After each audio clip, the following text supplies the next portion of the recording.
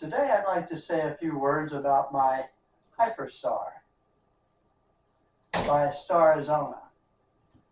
The Hyperstar is a reducer corrector lens.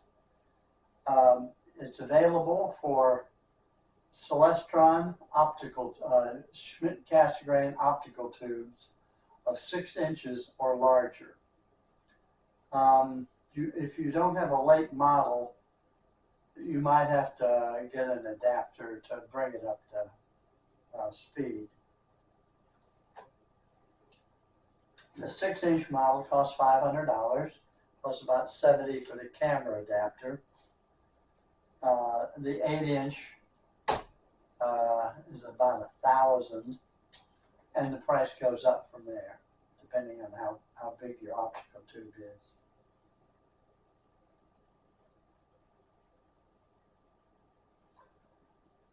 Assembly is really kind of easy. It's not hard to put a Hyperstar onto your optical tube. I'll show you. Here's my optical tube, my 6-inch. And here in the middle is there it is. Here in the middle is the return secondary mirror. Light comes in, hits the primary mirror, goes up, hits the secondary mirror, goes out the back. We're going to remove the secondary mirror and replace it with the Hyperstar. The Hyperstar is going to fit like this, with sticking into the scope, and then the camera adapter, and then the camera. So it's going to be sticking out the front. First, we take this cap off. There's the Hyperstar lens. And then we take the retaining ring off of the secondary mirror. And then we carefully remove the secondary mirror. When you look at the secondary mirror up close, you'll see there's a little pin sticking out from the side, and this cup that you took off the back of the Hyperstar has a notch, and the pin will fit in the notch. So you put it in there, and then take the retaining ring and put it on. Now the secondary mirror is safe. Can't get scratched or dinged up or get dusty or anything. Then we take the Hyperstar and simply screw it into the secondary mirror holder.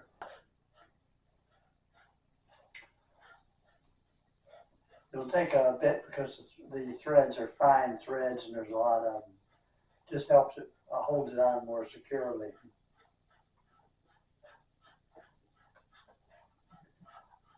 When it stops turning like that, it's in. Don't snug it up. Don't push it any. Just turn it till it stops, because you do not want the Hyperstar and the secondary mirror holder to fuse together when you take it out in the cold. Up here in the front, you have the camera adapter. Camera adapter is going to be different for each kind of camera and for each kind of Hyperstar. The 6-inch is small, the 8-inch is big, and they get bigger from there. There's a cap on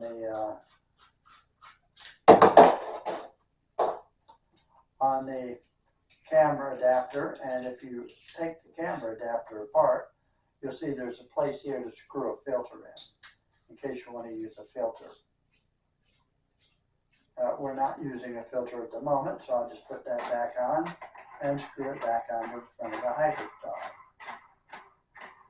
And when it stops, it's on. Don't snug it. Then we put our camera on. We just take the camera and screw it onto the front of the camera adapter. Really rather easy to install. Take the cap off, put the secondary mirror in it, then screw it on, then screw the camera on. Now, you'll notice if you look carefully, there are some thumb screws around the base of the Hyperstar. There's 3 sets of thumb screws where there's a long one and a short one.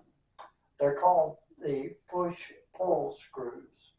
They're used to collimate the Hyperstar, but they don't call it that. They're used to align the slant of the Hyperstar. There are also 3 other screws, thumb screws, with a big piece of plastic on the bottom. Those are the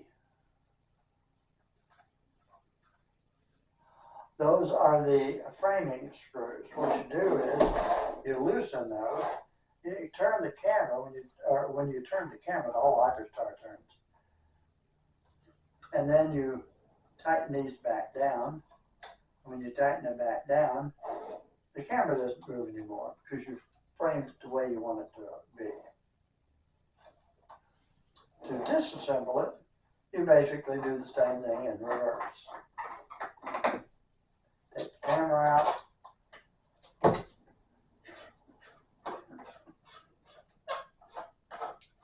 Take the Hyperstar out.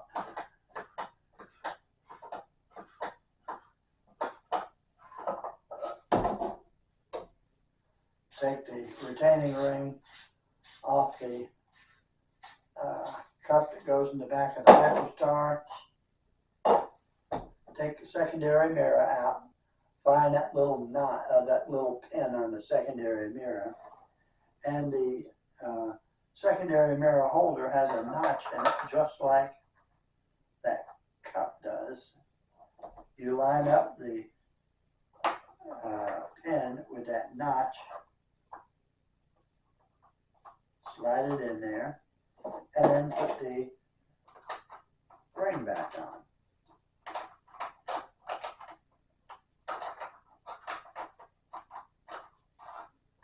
And once you've done that,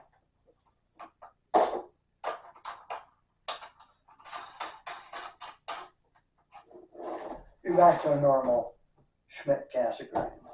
Put the cap on the back of this. On the back. Put the lid on the camera holder, or camera adapter. And now your Hyperstar is safe. Won't get dusty, won't get damaged. It's in good shape. That's how you assemble and disassemble this reducer corrector lens.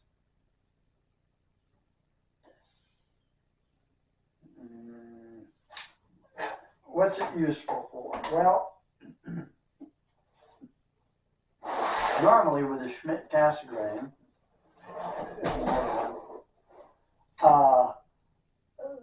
the light comes in, hits the mirror, goes up to the secondary mirror, and goes out the back. And here you have a camera back here.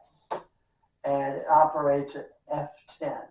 It's calculated by the focal length, 1500 millimeters, divided by the aperture, the distance across the objective. 150 goes to 1500 10 times. So this operates at f10. With a field reducer on it, right here, it costs about $200. It operates at f6.3. And it's 945 millimeter focal length. With the Hyperstar installed, it operates at f2 with a 300 millimeter focal length. That makes the Schmidt Cassegrain very versatile. When you're doing visual astronomy, when you're looking at things, aperture is king, and the bigger is the better. Aperture, show this thing here in the front. The bigger this thing is, the more light you can pick up. When you're picking up more light, you can see faint things better. And a lot of stuff out there in the sky is far away and kind of faint. So you need the largest aperture you can get. Not that way with photography. With photography, focal ratio is king. And the lower the focal ratio, the better off you are. So calculating the focal ratio for this, we take f2, the focal length, and divide, we take the 300 millimeter focal length and divide that by 150 millimeter aperture, and that gives us f2. Oh, when you take the secondary mirror out, the focal length is divided by 5. See, the secondary mirror multiplies the focal length by 5. So without the focal length in this thing, it's only 300 millimeter focal length. So 300 divided by 150 is 2. This is a refractor, an ED refractor designed for photography. It's operating at f7. F5 to F7 is typical for astronomical refractors. Small refractors like this are by far the most common thing used, and that's because they have a pretty good focal ratio. This is 560 millimeter focal length, 80 millimeter aperture, gives you f7. To compare these two, what you do is you square the focal ratio of both and then divide the greater by the lesser. F7 squared is 49. F2 squared is 4. 49 divided by 4 is about 12 1/4. To get the same photograph, if I spent an hour here, I'd have to spend 12 hours here to get the same photograph. I took a photograph of a small nebula called Trifid about 6 weeks ago, preparing for this. I took it with this optical tube and this one, operating at f2 and f7. The one on your left was taken with the Hyperstar. You'll see it's bright. A lot of stars show up, a lot of detail in the nebula. The one on your right, I took with this. It's kind of faint. I took 10 minutes worth of 15-second subs with both of these. So they both have the same amount of exposure. 10 minutes worth of 15-second subs. I could have gotten an image with the refractor just as bright as this, but it would have taken 12.25 times longer. So instead of 10 minutes, which is what this photo was, it would have taken me a little over 2 hours using the refractor to get the same image. And that's what Hyperstar is all about. Blinding speed. You can take a photograph with Hyperstar a lot faster than a Red Cat 51. This will outdo that as far as speed by monstrous amounts. Hyperstar does have some disadvantages. Since you have a whole lot of stuff sticking out the front of the tube, and since this corrector plate in front, kind of a thin, delicate piece of glass, if you're going out and you open the screen door and you swing this around and hit it on the door frame, you'll probably break the corrector plate. You may break the camera or the Hyperstar, but you'll probably break the corrector plate. That's where this comes in. A dew shield. Celestron makes a metal dew shield for each of their Schmidt-Cassegrains. This is the 6-inch version. It fixed a 6-inch Schmidt-Cassegrain. It has little clips here, so it clips on. So it's held on fairly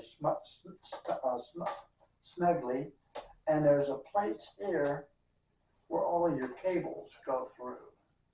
So your camera cable, your dew heater cable, your cool camera power cable, they all go through there. And there's a slot on the top and bottom, so when you put it on, it'll fit right there over your dog wall. You heard it snap when it went on. This is fairly secure. I can accidentally bang this on the door a lot and it won't damage anything inside. So this offers pretty good protection. Though granted, if you were to beat a moose to death with this, you might end up damaging what's inside here. So don't beat mooses to death with a 6-inch Schmidt Cassegrain, even if you have a dew shield on it. Another thing that's good for is taking flats. When you have the Hyperstar and camera on here, there's no real place to put your light panel or your t-shirt. With this dew shield on it, you just put your flat panel or your t-shirt across here. You could make a dew shield out of foam, but it wouldn't serve real well for flats and dark. It would offer no protection. Just about another, I think I paid $109 for this. And it has a metal lid that goes on it. I normally keep the dew shield and the metal lid on this all the time, and keep the Hyperstar on it all the time. And I just take the metal lid off when I'm going to use it. So that takes care of that problem. The other problem is band shift. High-speed optical systems, F3 or faster, such as the Hyperstar and the Rasa, will create a band shift.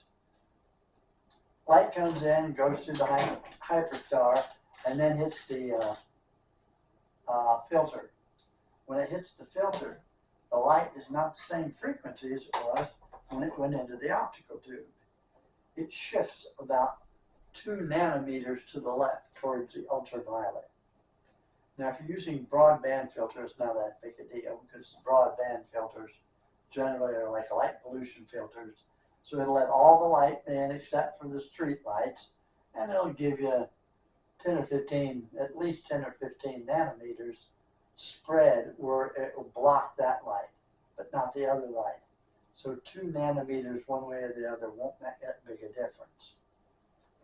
It makes some difference with a UV-IR filter, because when you shift it 2 nanometers to the left, you're blocking a little bit, 2 nanometers worth, of the red light at the upper end of the spectrum, and you're letting in 2 nanometers worth of ultraviolet light. If you're using a narrowband filter of 2 nanometers, it blocks everything except, say, hydrogen alpha. Everything except hydrogen alpha, it lets that in. But it expects hydrogen alpha to be at a specific wavelength. When you shift that wavelength over 2 nanometers, all of a sudden it's letting in bad light and it's blocking the good light. So if you're going to use narrow band filters of 2 nanometers, you're going to have to buy new ones. And the ones that are usable for high-speed systems are not usable for normal telescopes. So you'll have to have 2 sets. If you have narrow band 3 nanometer filters, then it'll let some of the good light in and block others parts of it, and it'll let in some of the bad light. So for 3 nanometers, you may have to get a second set of filters still. I don't have any narrowband filters because I don't have a filter reel and do astrophotography with a different filter for each kind of cast. I do have a dual band, an SB-Bony 220 dual band filter. It only picks up hydrogen alpha and oxygen 2. However, it is 7 nanometers. So it's picking up the alpha hydrogen plus a little bit of light on each side, and the oxygen too plus a little bit of light on each side. When you shift it over 2 nanometers, you're still within the acceptable band. My most common filter I use now is my Antlia quad band filter. It's kind of like a dual band filter, but it's got 2 extra bands to let in some other colored light to make it look more natural. And that, when they sell it, they advertise that it's F2 compatible. I would suggest when you buy filters, look for ones that are F2 compatible, because that means the bandwidth's wide enough, so if you go off to your nanometers, you'll still be good. Any other disadvantages? Yes. This optical tube cost me $879. The Hyperstar was $570 for the adapter. The filters that are F2 approved start at around $200. The ones that aren't F2 approved start at around $50. So these things cost more. If you want an 8-inch Schmidt cascade is the most common. They start around $1,200, and the Hyperstar for them is $1,000. So you're going to end up spending more money for a Hyperstar system than you would a refractor. I think it's worth it, especially I have 3-hour sky. Comes up, the nebula rises above the tree line east of me and sets above the tree line or below the tree line west of me. And I've got 3 hours in between it. I do EAA, unguided EAA. I don't have guidance. I just go out and hook everything up, and take a picture, and sit there and watch it every 15 seconds, update. And in 3 hours, I have to kill it, and I go ahead and say save as is and post it. I don't do post-processing, and I don't do multiple nights. So I need speed. I can get as much in 3 hours with this as I can 3 hours times 12. So about 38 hours with this. And that's useful. Yeah. You can't beat high speed if you've got the money and you got the patience to learn to use it. You can't beat high speed EAA. I've talked with Starizona a couple times on different issues. They're very nice, very helpful, explain a whole lot of neat stuff to you.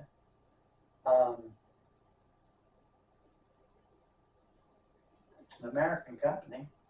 They make these things right here in Tucson, Arizona. I highly recommend that if you had a Schmidt Cassegrain telescope and you ever want to photograph anything other than the moon and the planets, you buy a Hyperstar. You'll find that you're suddenly capable of doing deep space astrophotography with an optical tube that's not designed for that. Yeah.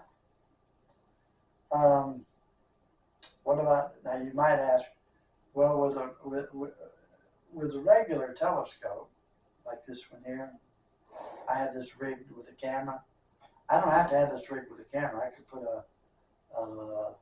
a diagonal and an eyepiece and just look through it. With Hyperstar, you can't do that because there's nowhere to put the eyepiece. What you can do is EAA. You got the camera there, plug the camera into your laptop or into your PC, and whatever the camera sees, you see. And you have the advantage if you're trying to look at something like the Horsehead Nebula. It's a dark nebula. If you're in dark skies, you got a good scope and it's a good clear night, you got bragging rights if you can see that optically. I don't have good sky. I have World 6/7 sky with a large oil refinery 12 blocks northeast of here and a well at college 3 blocks south. So there ain't no way, even with a 14-inch Smith Cassegrain, I'm going to see that dark nebula. But I can with EAA, because I can set my exposure to 1, 5, 10 seconds, and you're seeing, but after the first 10 seconds, you're seeing a 10-second work. So you can see dim things with it. Plus, if you're trying to do videos, you can show people on the laptop what they would see if they were looking through the eyepiece. Anything else? I'm going to go ahead and show a few photographs I took with it. They're pretty good photographs. And if you have any comments or questions, put them below in the comment section. If you haven't subscribed, it would be ever so nice if you would. And I guess that's all for now. So, till I see you again, happy trails.